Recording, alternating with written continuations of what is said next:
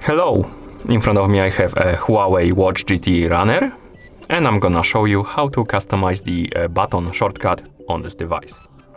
We have a one button shortcut on this device, and to use it we need to wake up the screen on our watch by pressing the home button, and once you're on the home screen on the current watch face, you can press the sport/lap button to execute the shortcut.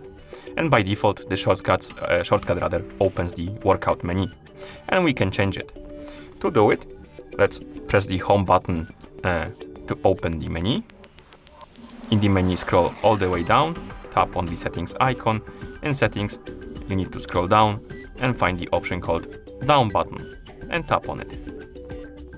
And here we have a list of features we can assign to the shortcut. So for example, we can select something like torch.